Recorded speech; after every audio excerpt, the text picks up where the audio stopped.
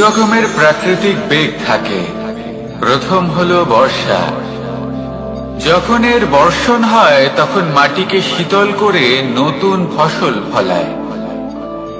আর দ্বিতীয় হয় পবন, যা আমাদের সর্বদা শ্বাসবায়ু প্রদান করে।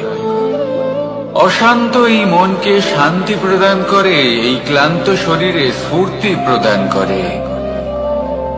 আমাদের জীবনে যত আবেগ আছে তা হয় বর্ষার মতো হওয়া উচিত, নয় হওয়া উচিত পবনের মতো। ক্রোধ, মতভেদ, বিবাদ এগুলো হওয়া উচিত বর্ষার মতো। অর্থাৎ কিছু সময় পরে যেন এরা নিজে থেকেই ছিন্ন ভিন্ন হয়ে চলে যায়। আর যদি পবনের মতো কোনো আবেগ থাকা উচিত তা হল প্রেম, যা সর্বদা শ্বাসবায়ু প্রদান করে, সবসময় সাথে থাকে। একে আমরা অনুভব করতে পারি না, কিন্তু এ আমাদের অনুভব করার জন্য প্রাণবায়ু প্রদান করে। আর যখন চক্রবাতের মতো সে ভয়ঙ্কর হয়ে ওঠে, তখন সমগ্র সংসার বদলে দেয়। এর সারমর্ম একটাই, শক্তি। মতভেদ, ক্রোধ, বিবাদের মধ্যে নেই। শক্তি যদি থাকে তা আছে প্রেমের মধ্যে।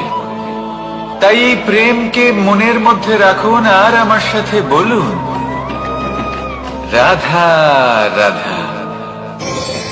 প্রত্যেকটা মানুষ আলাদা হয় আর অত্যন্ত বিশেষ হয়। প্রত্যেক মানুষ ভিন্ন ভিন্ন পরিবেশে পালিত হয়, বড় হয়। প্রত্যেকের নিজস্ব চিন্তা ভাবনা থাকে, নিজস্ব বিচারধারা থাকে। যখন অনেক ভিন্ন বিচারধারা একত্রিত হয়ে যায়, তখন শুরু হয় বিবাদ। এবার এই বিবাদের সময় আপনি দেখবেন দুই ব্যক্তি যাদের মধ্যে এই বিবাদ হচ্ছে সবসময় এটা প্রমাণ করতে চান যে তার সামনের ব্যক্তি এবং তার ভাবনা, তার বিচারধারা বা তার বক্তব্য হলো অনুচিত। এবার এটাই যদি প্রেম পূর্বক রূপে আপনি ভেবে দেখতে চেষ্টা করেন যে সামনের ব্যক্তিটির বক্তব্য, তার মানসিকতা আসলে কি, তাতে উচিত ঠিক কি, সেটা আমরা বুঝতে পারি। একদিকে হলো এই বিবাদ, যা আপনাকে সামনের ব্যক্তিটিকে অনুচিত প্রমাণ করতে বাধ্য করে। আর অন্যদিকে হলো প্রেম, যা সামনের ব্যক্তিটির যুক্তি বুঝতে সাহায্য করে, তাতে উচিত কি রয়েছে সেটা বুঝতে বাধ্য করে, তাকে মহান হয়ে ওঠার পথে অগ্রসর হতে বাধ্য করে। তাই এই বিবাদকে ত্যাগ করুন আর প্রেমকে আপন করে নিন, আর এই প্রেম ভাব নিয়ে বলুন, রাধা রাধা।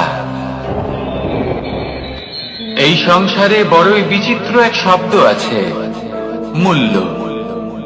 এর প্রয়োগ আমরা জীবনেও করে থাকি, আবার ব্যবসাতেও করে থাকি। একজন উদ্যোগপতি সবসময় বলেন, ব্যবসার মূল্য সবসময় উচ্চমান হওয়া উচিত, তাতে লাভ বেশি। অন্যদিকে আরেকজন ব্যক্তি যিনি পরোপকারী, যিনি ঈশ্বরের দর্শনের অভিলাষী, তিনি বলেন জীবনের মূল্য সব থেকে উচ্চমান হওয়া উচিত। অনেক সময় মানুষ কি করে থাকেন, ব্যবসার এই মূল্য তা উচ্চতার শিখরে পৌঁছানোর লোভে জীবনের মূল্য নামিয়ে ফেলেন। যেখানে এই সমগ্র সংসার প্রেমের দ্বারা চালিত হয়, প্রেমই হলো এই সংসারের আধার। এবার যদি আপনি প্রেম করতে শিখে যান, তাহলে ব্যবসাতে নিশ্চিত রূপে লাভের সাথে সাথে কীর্তি এবং যশ লাভও করতে পারবেন। তা আমি নিশ্চিত রূপে বলতে পারি, কারণ ব্যবসাতে ওঠা নামা এসব চলতেই থাকে। জীবনকে আপনি যদি একবার উচ্চতায় নিয়ে যেতে পারেন, তাহলে তা কখনোই নামবে না। আসুন আর আমার সাথে ভালোবেসে বলুন, রাধা রাধা। যা বাধা দেয় তা হলো অবরোধ, যা এগিয়ে নিয়ে যায় তা হলো বিকাশ, আর যা ভাগ করে দেয় তা হলো গুণ। আপনি সবাইকে আনন্দ দিন, তার বদলে আপনিও আনন্দ পাবেন। আপনি সবার মধ্যে প্রেম ছড়ান, আপনিও তার বদলে প্রেমই পাবেন। এই দেখুন না, মেঘেদের দেখুন। এই যে মেঘ, এই মেঘের গুণ এইটা নয় যে এরা জল সংগ্রহ করে রাখে। এদের গুণ হলো এটাই যে এই মেঘ সকলের মধ্যে জল ভাগ করে দেয়। ধরিত্রীর এবং জগতের তৃষ্ণা নিবারণ হয়। সূর্য, সূর্যের গুণ এইটা নয় যে সে সব থেকে বেশি তেজস্বী। তার গুণ হলো এটাই যে সে নিজের তেজ সবার মধ্যে ভাগ করে দিতে পারে। ঠিক সেইভাবেই জীবনে আনন্দ, উল্লাস, প্রেম এই সব কিছুই ভাগ করে নিতে শিখুন। এটাই হলো একটা গুণ। আর তার বদলে আপনি দ্বিগুণ আনন্দ, দ্বিগুণ উল্লাস, দ্বিগুণ প্রেম অবশ্যই পাবেন। যদি আপনি এই সবকিছু নিজের কাছেই জমিয়ে রাখেন, তাহলে আপনি নিজের বিকাশে নিজেই বাধা দেবেন। আসুন আর আমার সাথে ভালোবেসে বলুন, রাধা রাধা। আপনি কখনো মাখনের হাঁড়ি ভেঙেছেন? কত আনন্দ পাওয়া যায়।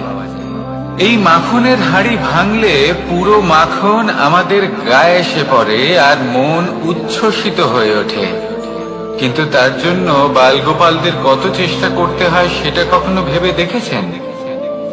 প্রথমে বড়ই পরিশ্রম করে একের উপর এক সাবধানে ওপরে চড়তে হয়। তারপরে ভারসাম্য বজায় রাখতে হয়, পড়ে গেলে হবে না। তারপর এই হাতের দ্বারা সেই মাখনের হাঁড়ি ভাঙতে হয়, তখন মাখন পড়ে। এবার এরকমই কিছু আমাদের জীবনে আমাদের সাথেও হয়। এবার আপনি বলবেন যে মাখনের হাঁড়ি ভাঙার এই প্রক্রিয়া, তার সাথে জীবনের কি সম্পর্ক থাকতে পারে? আসলে আমাদের মনের মাঝেও একটা হাঁড়ি রয়েছে, অহংকারের হাঁড়ি। আর এই অহংকারের হাঁড়ি যখন ভেঙে যায়, তখন প্রসন্ন হবার আনন্দ চতুর্দিকে ছড়িয়ে পড়ে। এই মন, এই আত্মা, এই দুই প্রসন্ন হয়ে যায়। কিন্তু তার জন্য আপনাদেরকেও বালগোপালের মতো চেষ্টা করে যেতেই হবে।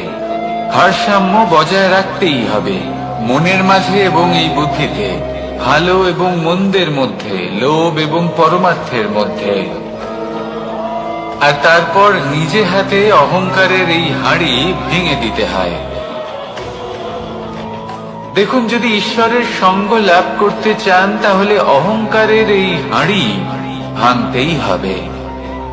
আসুন আর আমার সাথে ভালোবেসে বলুন, রাধা রাধা। মুঠো হাতের শক্তি বেশি, মুঠো খুললেই তা দুর্বল।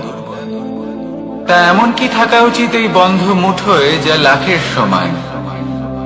মানসিকতা এবং স্বপ্ন। মানুষ জন্মগ্রহণ করে, তার মানসিকতা সময়ের সাথে উন্নত হয়। মানসিকতা অনুযায়ী সে স্বপ্ন দেখে, আর সেই স্বপ্ন সার্থক করতে সে পরিশ্রম করতে থাকে। কিন্তু খুব গুরুত্বপূর্ণ একটা কথা আছে যা আপনার মনে রাখা উচিত। আপনার এই মানসিকতা, আপনার এই স্বপ্ন, তা যেন আপনার নিয়ন্ত্রণে থাকে। আপনার বন্ধ মুঠোয় যেন এর লাগাম থাকে, আপনি যেন এর প্রভু হন। যদি তা হয়, তবেই আপনি লাভবান হবেন। যদি এরা আপনাকে নিয়ন্ত্রণ করতে থাকে, যদি আপনার মুঠো খুলে যায়, না পথ আপনার নিয়ন্ত্রণে থাকবে, না মানসিকতা থাকবে, না স্বপ্ন নিয়ন্ত্রণে থাকবে। আর যদি তাই হয়, তাহলে আপনি আপনার ভবিষ্যৎ নষ্ট করে ফেলবেন। তাই নিয়ন্ত্রণ করতে শিখুন নিজের বিচার বুদ্ধি, নিজের মানসিকতা, নিজের স্বপ্নকে। নিজের এই স্বপ্ন পূরণ করুন আর আমার সাথে ভালোবেসে বলুন, রাধা রাধা।